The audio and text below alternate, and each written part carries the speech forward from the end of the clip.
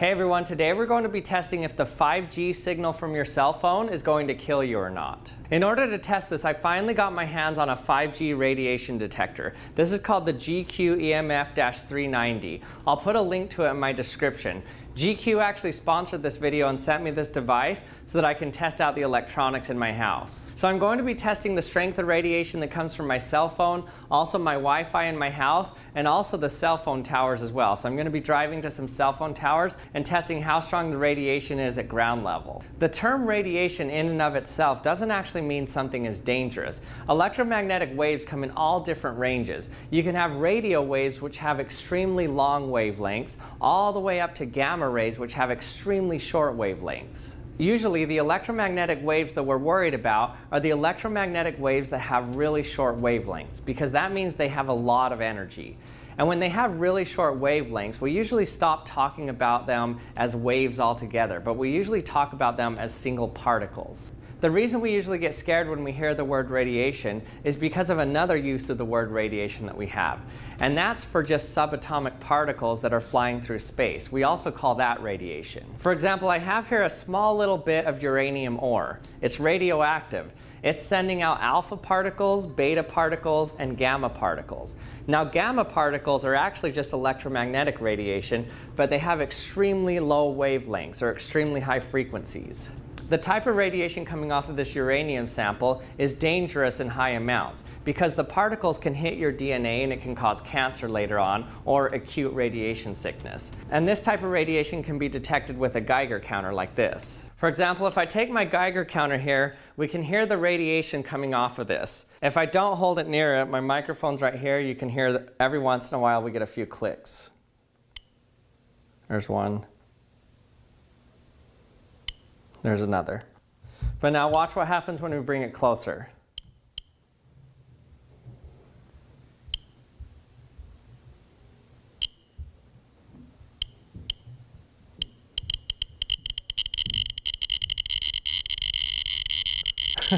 A lot of clicks.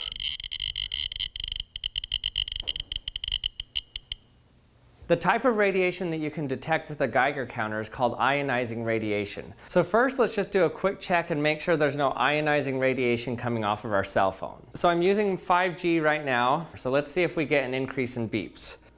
So you get regular background radiation, bring my phone near it. No increase. So that's a good thing. There's no ionizing radiation coming off of our phone. We never really thought there was, but this is what we mean when we say dangerous radiation. It's ionizing radiation. But now let's see how much 5G radiation is coming off of our phones. Let's drive out to a 5G cell phone tower and measure it with my detector here and see how many milliwatts per meter squared we're getting. Okay, so I'm going to be checking that cell tower here, walking up to it. It actually is detecting cell tower already. So down here on the ground away from it, we're at 7 milliwatts per meter squared.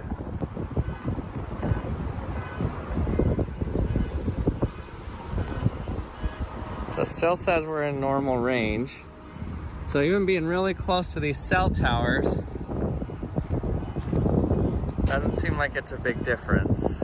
Okay, when I get further away from it, it's actually worse, as opposed to right under it.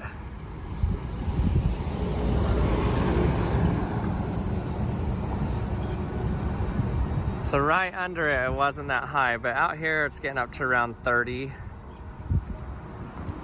Clear over there. The highest I've gotten was around 31 milliwatts per meter squared, standing this far away from it. So standing right next to the cell towers, it wasn't that high. Standing a little bit further back from them, it was a little bit high, but not much higher than just the standard electromagnetic waves that are always around you. Okay, now the moment we've all been waiting for. Let's test how strong the 5G signal is coming directly off of my phone. So comparable to when you're holding it next to your ear talking. So my phone is using my 5G network right now. Let's turn on our meter. So right now we're at around 0.4 milliwatts per meter squared. Jumping around. Let's bring my phone close to it now. Holy cow. 327 it got to. Okay, that is a lot higher than the cell phone tower. Let's turn off my phone completely. 800 it got to. 818.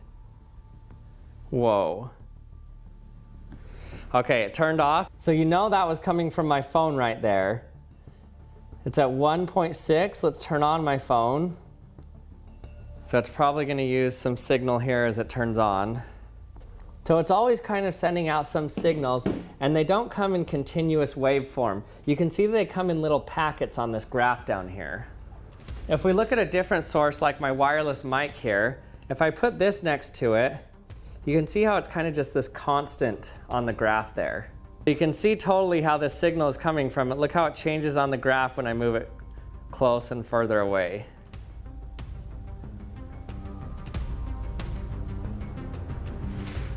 But with your phone, the packets get sent out in little signals, so it's more choppy. See when I bring my phone near it, how it's these up and down signals? It's changing really fast the amount of signal that's being sent out. Move my phone away, it goes away. Move it closer. Let's try making a FaceTime call. Whoa, 1089. So I'm making a FaceTime call to my other phone here, and you can see how high it got, 1089. Turn it off, it drops right back down. Okay, I have my Google Wi-Fi right here.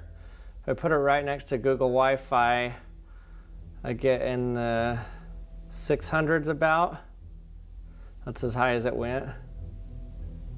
So this data is really interesting. The first takeaway from this is that we know that cell phone towers really aren't that big of a risk to you if you're worried about electromagnetic radiation.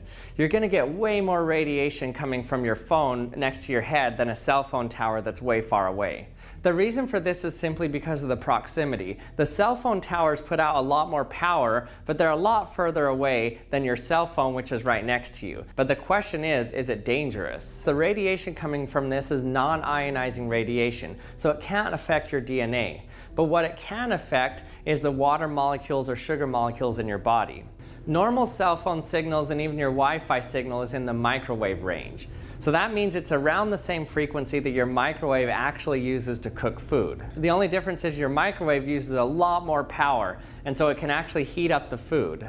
So what's all the talk about 5G signals? Well, a 5G signal actually doesn't use electromagnetic waves that are in the microwave wavelength. They're actually in the millimeter wavelength, so they're a little bit shorter, a little bit higher power. But just because that wavelength is smaller doesn't necessarily mean it's more dangerous to your body. So really, the only risk that your cell phone could cause you is causing your skin or your body to heat up a little bit. But really, the amount that it could cause you to heat up is way less than the amount the screen actually heats up due to the battery inside of it. So you can actually feel your phone getting hot in your hand when you use it too much. Now, so far, there's been no adverse health effects that have been causally linked with wireless technologies, but there haven't been a lot of studies on 5G. The World Health Organization and others are currently doing studies on 5G technology that are expected to be published by around 2022.